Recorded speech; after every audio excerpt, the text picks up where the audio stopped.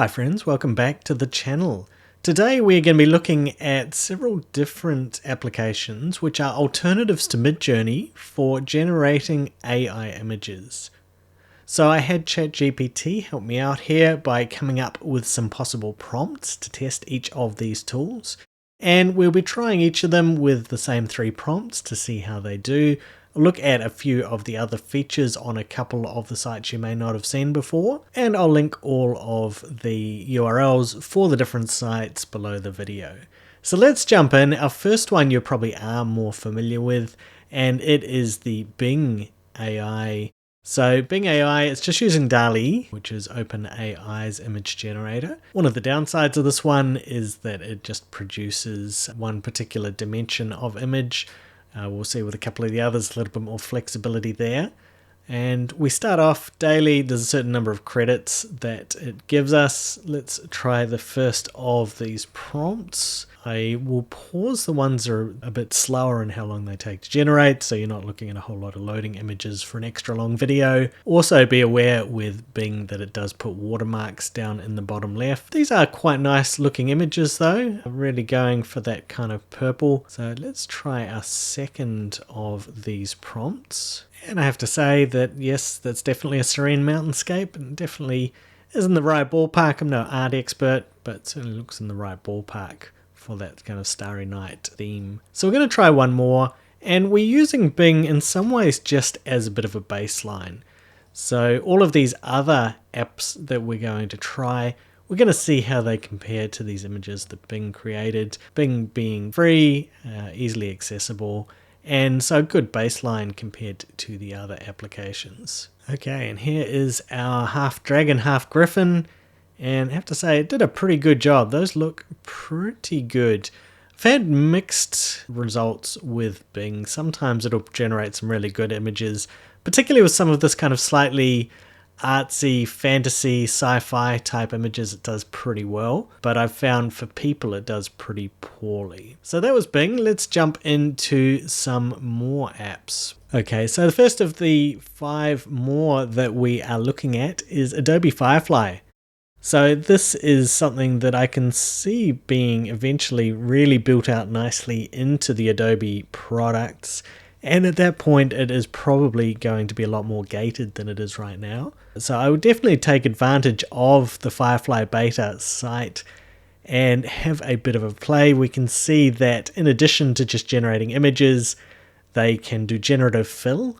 So you give it an image and it can add and remove things from the background and foreground. Some other things like recolor, text effects, sketching. So some pretty neat stuff. And when this all ends up in Photoshop or the other Adobe products, I think it is going to be pretty amazing. We are just going to jump into text to image. We can see a whole lot of very neat and colorful sample images there.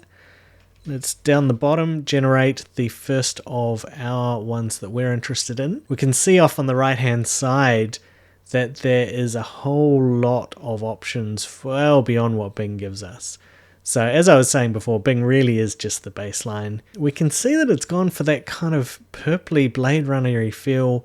So in some ways pretty similar looking, but we can get into some of the different styles and effects here if we want to try and adapt it, make it look a little bit different. Okay, on to our second one, which is our Starry Night. And interesting on this one, I feel like it's got a bit confused. So it's given us a Starry Night rather than in the style of Van Gogh's Starry Night. I wonder whether some of this is because they have the styles and so on off to the side here. That's kind of then taking everything you put into the box here more literally. Just as an experiment, I tried photo. I previously had art. We can see that art still similarly, it was not really doing the Van Gogh effect like Bing managed. So a little bit of a fail there. Let's have a look at the next one. Okay, well those look pretty cool. Certainly very dragon oriented and certainly very visually appealing to my eye. Not going to play with all of these options, but I'm just highlighting that they are there. So there's definitely more scope to be able to put things into different styles and lighting and stuff like that, as you would expect from Adobe. Our next one, Lexica. We can see here that they have both image search and image generation. And scrolling down, you can see very particular kind of style. Not sure about that one there. So we will try our generation. So this one, we've got negative prompts as well as describing our image, experimenting a bit with background removal and some other stuff there earlier. So this one does let you upload an image and then try and play around with it. Okay, so more of the purple Blade Runner-y style. I guess we did say flying cars. There are cars. They're not really flying in the way that we expected. I do like that when we put in this, we did get the option of dystopian and cyberpunk, and we can click on more ideas there. We can control the dimensions as well, so that's quite nice. Kind of interested in the dystopian city. I know that I wasn't going to get too distracted, but we'll try this before we jump over to our next one with the starry sky. Okay, well, my dystopian city didn't look much different from my previous one. Still with the cars we wouldn't really describe as flying. Anyway, let's jump to our next one. Okay, well, we got the serene mountainscape.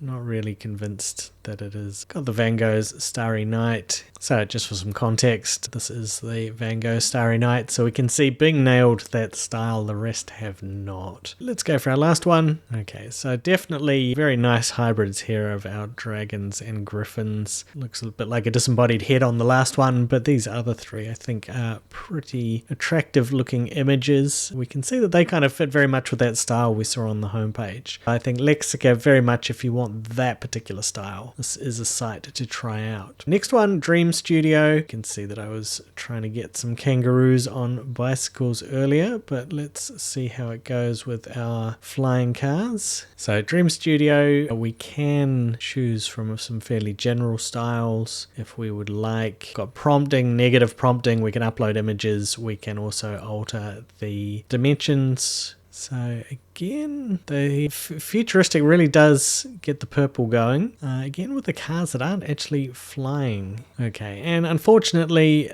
that was enough to run out of credits. And I'm not going to buy credits for this particular site. We can see there a couple of examples of the art and certainly some good options here, but only a limited number of free images you'll be able to generate. Next one, so PlaygroundAI. We can see again, it's got its own unique style as well. I do like where it shows the images and we can see the prompts that people have used. Search function shows some good examples. Okay, so rather than a series of images, we just got the one, pretty in line with the previous ones. Plenty of different dimension options. We can actually choose between a few different models here. Detail, quality, prompt guidance, exclusions. So lots of good options here. Let's see how it goes with the starry sky requirement for the next one.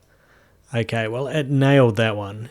We can see that it is exactly what we might expect, almost verging on plagiarism, but that was very much exactly what we were asking for. PlaygroundAI.com. It's using Stable Diffusion as its generator. So we'll go to our last one with the griffin. And again, so it's just given us one, but it's given us a good one. I'm pretty impressed with that. We could play around more with the prompt, also with some of these other options, I think, to get this looking different. But I think it has done a pretty good job on all three. Still really wanting to see some flying cars that are flying in the sky. But again, that is the kind of thing where altering your prompt can help with that. So that was playgroundai.com, possibly one of the better ones.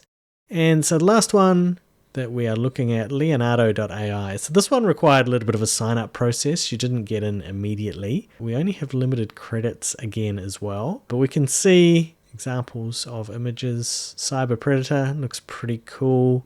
I quite like that one as well. So we can see more variety here in terms of what's being produced with the different styles, including some that are very photorealistic. We can see that it can do textures. We are just going to go for some image generation. Okay, so very much like the previous one, we can see lots of interesting options down the side. So everything from resolution, types of image, photoreal sounds interesting. I think we'll try our other two images first, seeing as this is taking tokens. I think at this stage we can really see that in order to get cars that are actually flying in the sky, I guess also if we wanted something that wasn't quite as purple, then we would need to be giving some more detail and different prompting in order to get what we wanted. Okay, so this one as well nailed the requirement of making it look like Van Gogh. You can see a few different options there. So there is our dragons. Going to flick the photoreal button. We'll just generate again with that photoreal. I don't know if that's actually going to do much because I think given what the topic is, but let's have a look. Okay, so I don't know if we quite got photoreal. These, I guess, maybe a little bit more. I think we're kind of turning into some sort of Game of Thrones creature there with that one. Kind of a half man, half griffin, half bit of dragon, but pretty good. So these have been some different options. Definitely, I think these last two, Leonardo and the Playground, seemed to nail the instruction a little bit better. But Adobe Firefly, I think, has a lot going on in terms of things other than text to image, and we can see that it like those other two is nailing the photorealistics and not just that kind of cartoony style, but it's also got some really interesting other bits and pieces in there as well. And certainly for the time being, there's a lot you can do for free, I think, while they're testing the beta. So I would definitely encourage you to check that one out. I'll link all of these up down below the video. I hope this has been interesting, and please, if you know any other good generation sites, link them up down below in the comments for us. I'll be back soon with more videos on AI, research, stats, and random stuff.